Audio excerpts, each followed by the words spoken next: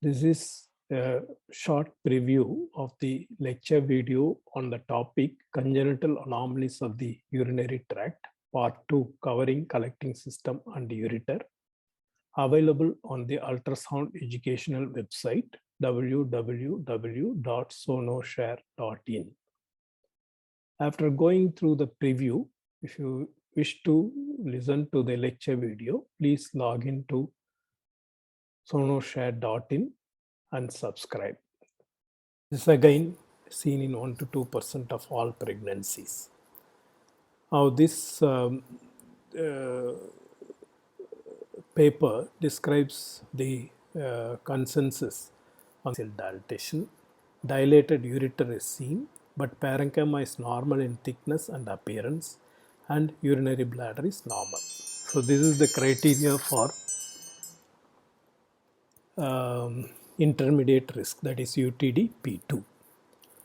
UTD P3 is high risk flank. Obstruction in PUJO is obstruction is functional. There is no cause. PUJO obstruction, these are the on ultrasound. There you see dilated peripheral calyces, typically on the coronal and transverse scan, as seen here, and in the high frequency in the lower image, which communicate with the larger medially placed dilates. As seen here, you see the extrarenal pelvis, huge dilated. It is even crossing to the opposite side. And transverse scan, you see the part of the intrarenal pelvis and the huge ballooned out extrarenal pelvis. Because the huge dilatation of the extrarenal pelvis, the brunt of the pressure is taken by isthmus, and you see on IVP the horseshoe kidney with the dilated renal pelvis, and you see some of the calyces are pointing medially, typical of horseshoe kidney, that is the isthmus megacalycosis. Here gross dilatation of the calyces, but the renal pelvis is only asymmetrically just distended, it is not dilated, whereas the calyces are markedly dilated. So that is due to congenital varying degrees of hydronephrosis. Now here there are two types of retractable ureter. Type 1 is the sea horse or fish hook type, where you see in coronal scan of the kidney hydronephrosis demonstrate the communication between the renal pelvis and the cyst to confirm that it is congenital ureteric valve. It is a rare ends SM abruptly, a smooth like a cigar butt. So that is typical of primary obstructive megaureter, and there will be hyperperistalsis of the ureter, and there may not be any ureteric jet, urinary bladder, and the ureters may show hyperperistalsis or may not show hyperperistalsis.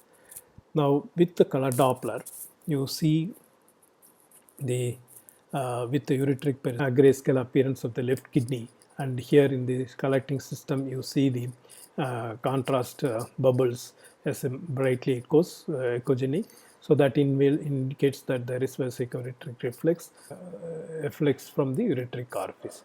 In spite of the ureterocele, there is good efflux of urine with only a mild dilatation, indicating very minimal obstruction at the uretrovesical junction. The size of the ureterocele can be small, maybe 1 centimeter or so, and bulging out at the vulva. So that is the clinical photograph. You see the mass bulging through the vulva. So when you do scan over that, it appears perineal scan. You see the ureterocele extending through the urethra and bulging at the vulva. So this is ureterocele bulging into the vulva, lower renal segment. So this is the Weigert-Mayer rule. So when there is a complete duplication, use is well distended, and when you do look for the jet, there are two jets on the same side, indicating you see the upper moiety is ending in a ureterocele in the urinary bladder. So this is a double collecting system with hydronephrosis from the urethra in the reverse direction, because the ureteric orifice is in the urethra. So there is one of the uses of the ureteric jet, confirming ectopic ureteric opening into the urethra. It's opening into the vagina. That is the fluid. This is the ureter, and this is fluid in the vagina. So the ureter is opening into the vagina in a female. This is the video showing distended urethra, and you see the membrane of the ureterocele delineating the distended ureterocele in the urethra due to ectopic ureteric opening. So that is an ectopic ureterocele, vesicoureteric reflux, but it can be PUJ obstruction. So when there is vesicoureteric reflux, it results in atrophy of the lower moiety. You see the kidney, the upper moiety is normal, whereas the lower moiety opening of the ectopic ureteric opening into the neck of the bladder. And when you do color Doppler, you see that is the jet from the ectopic ureteric opening. And we wait for it. There is a spontaneous vesicoureteric single moiety with ectopic ureteric opening in a female into the urethra. Proximal to the urethra, that is the prostate, and this is the lower end of the ureter, which is not opening into the bladder. It goes and opens into the prostatic urethra. Atrophic right kidney due to ectopic ureteric opening into the seminal vesicle. And when you do a perineal scan, you see the urethra, the side there is a flex from the lower moiety, whereas the upper moiety on the left side, the ureter is dilated and it goes beyond the bladder, the left side. So that goes with the diagnosis of absent left kidney. But the patient has got dribbling, and when a perineal scan was done, that is the bladder, pubic symphysis, urethra, and there is fluid in the vagina. So why is there fluid in the vagina?